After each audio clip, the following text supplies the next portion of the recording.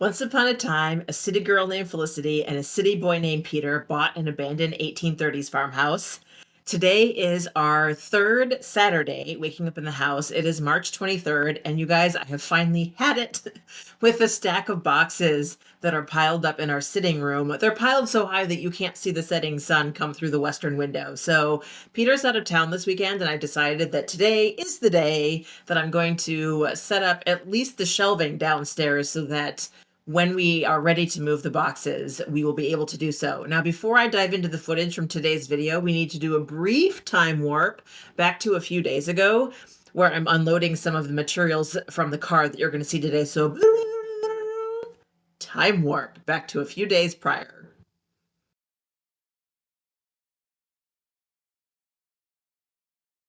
Peter is leaving for the weekend to a LARPing event, and he needs to take his camping stuff with him. So obviously the camping stuff has to come out of the car. So imagine me carrying that across the yard, down to the door that you can see kind of open all the way down there.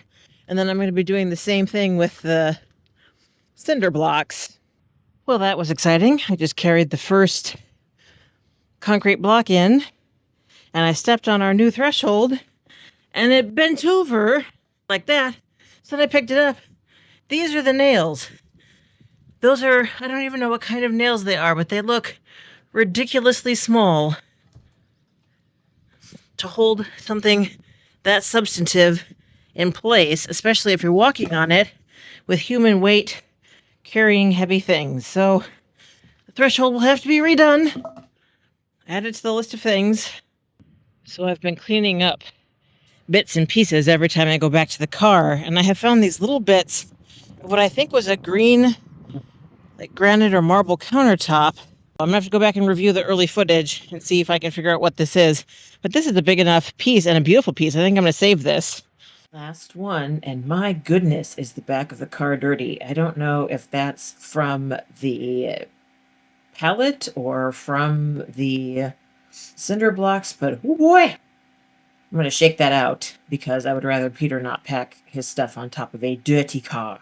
Okay, back to the present. I woke up this morning with a ton of energy to do stuff around the house, which is really lovely because for the last couple of weeks, I have had very low energy levels to do anything around the house other than that which is absolutely necessary. So I'm very excited to get up and get going and get started on the day. I did have a lazy morning, to be honest with you guys, but the work wind, let's say, kicked in about 1 o'clock in the afternoon. I have brought in the pallet that Peter got last week, and I think this is going to be our flat box pallet because it seems to be about the right size to create a nice giant pile. Also doing laundry because we like that sort of thing. So first things first, let's head out to the wood pile. We do have a hacksaw. I don't know what box it ended up in. So if I can find a piece of lumber that is a workable length without having to be cut down, that would be ideal. So I'm thinking, because those glass boxes are awfully heavy, I would like something nice and broad. These, if they go all the way back to the end of the pile, are a little too long, but something like that might be a good idea.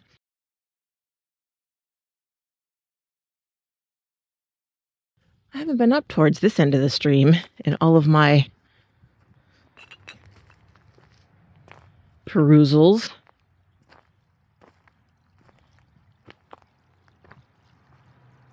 I'm right here above the little waterfall, the rill.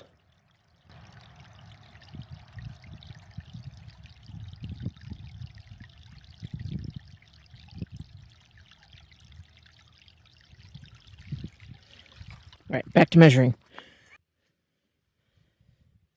3 feet.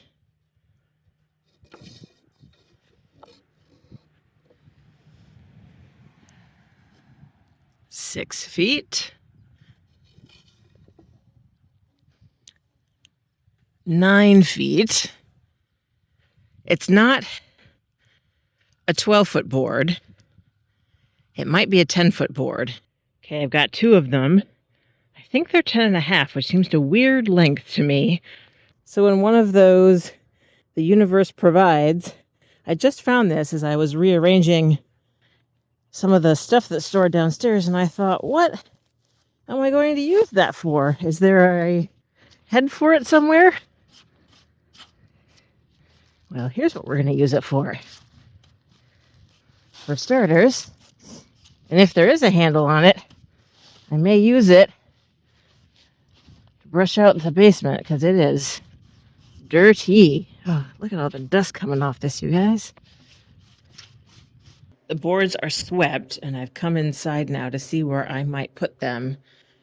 The previous owners had a set of pallets, etc., stacked up against this back wall, but I'm looking at the floor, and the floor is definitely not even. There's little dips and cracks and things in it. Also, this wall is the wall that's buried in the hillside, so if water is going to seep up or run down, that would be the most natural place for it to come in. Those of you who've been watching the channel for a while will remember we did have some water coming in that corner, and we found a hole in the foundation seal and fixed it. These are the set from this house that Peter and I thought were worth saving. And I don't really want to do anything with them right now, but I also don't want to block my access. So the question is, what about that wall? So the first step was just to put down a couple of concrete blocks. I have no way of knowing if these are aligned to each other. I also don't know if the wall runs true there. So we'll see in a minute when I grab a board whether I've guessed at both the alignment and the appropriate distance between them. And as it turns out, yes, actually, the alignment between the two concrete blocks was pretty good, but as you can see, I grossly underestimated the distance between them. I want those two blocks pretty close to the ends of the board, if at all possible. So after staring at it for a few minutes, this is what I ended up with for the length of the back row. Obviously, the middle parts there need to be more supported. There's about 6 inches hanging over on either end. It's about a 7.5-foot span between the two. So eventually, after some thinking and mental gymnastics, this is what we came up with. Is she glorious? No. Do I think she'll work? Yes. Did it occur to me only after I had both boards in place and was putting in these front supports that I could have turned all the supports lengthwise and put 4 supports under each of the boards? Yes. Did I want to go back and redo it? No. I'm feeling really pleased with those shelves. I think they're going to do exactly what we need them to do. So, time for a lunch break, and then I want to tackle the other major project on my to-do list for today, which is making order out of chaos in our pantry. Are you going to help me put up the laundry? Move boxes? Drag things to the tip bin? No?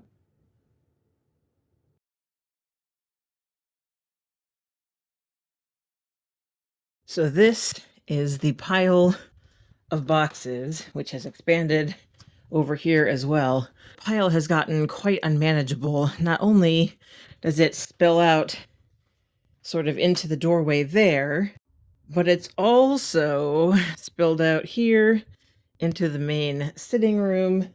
There's some stuff over here that needs to be broken down. Hi, Darcy. Can you guys see him there? He loves climbing up here and getting onto this table and looking out the front window. Oh, and I see there's a couple of boxes over there as well. There are boxes everywhere. So, time to find some containers and start breaking things down.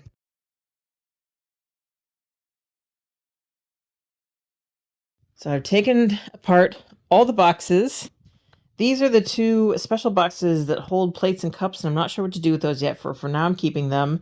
That box is full of soft, squishy packing material. That box, which I want to keep, is also conveniently now full of all of my bubble wrap.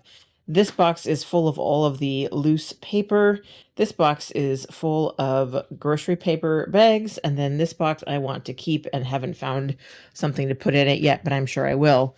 I also have this box full of cardboard to go out. This box full of cardboard to go out.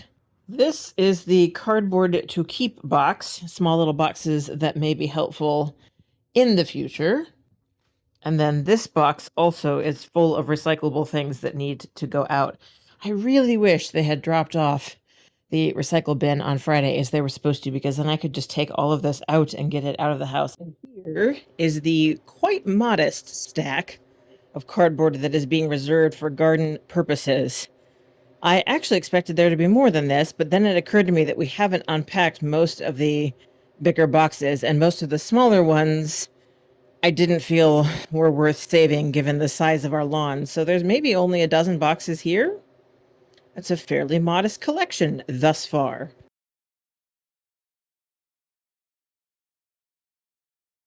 I love discovering things that I'd forgotten I had. This is what's left of the PVC framework that I used to grow tomatoes in Tulsa, and I got that for very inexpensive before we left Tulsa. When the ground gets wet here, just like it did in Tulsa, I can sink these into the clay, and then we can stretch this between them, and there will be some place for our peas and beans to grow. It doesn't solve the tomato problem. I would still like to get a cattle panel arch for the tomatoes, but I think for the peas and beans, this will work okay.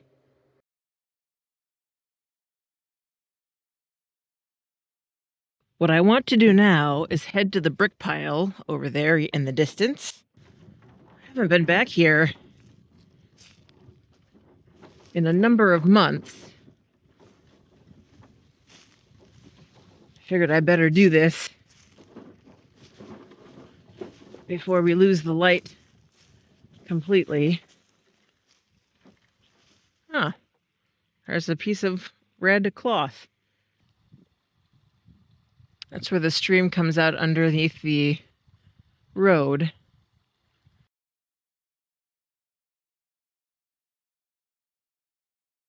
Where are you, lucky number 8?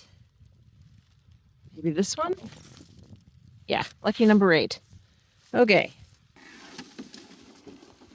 Well, it certainly doesn't have any trouble going downhill.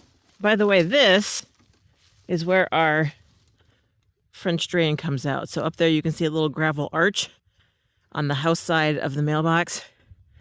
That is where our French drain comes out. Okay, I'm going to put you guys down. I don't think you're going to find it terribly fun to hear me grunting. Success! We made it!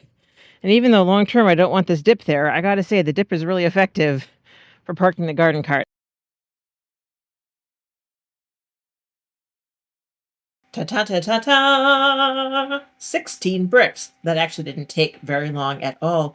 I love the color of these. There's actually 2 distinct colors. There's a really orangey one and then a more dull red one. And you may be asking, Felicity, why are you bringing bricks inside? The plan is to use some of the shelves from a bookshelf. The exterior of the bookshelf no longer works, but the shelves are still good. And so my plan is to use these bricks to raise those shelves up and make little mini platforms in that same room that I put the glass jars in, so that I can move more of the stuff that formerly was in our garage and garden shed down to the basement. But that is a project for another day. As per usual, my to-do list when I started today was about 3 times as long as what I actually got done.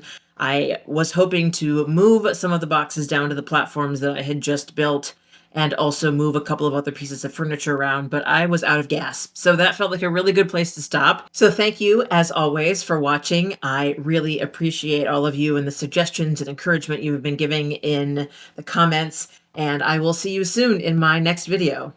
Bye for now. So this is something new. Darcy used to drink out of the tap sometimes when we were in Tulsa. He's done it sporadically on the moves since. But a few days ago, I was holding him doing my evening bedtime routine, and he asked to be picked up, and then he asked to stand on the sink. What is strange about this is that the sink smells horrible because James hasn't been around yet to put the P-trap in, and I don't know what attraction he finds in this, but he has been doing this every night for the last 4 or 5 nights, and it is so funny.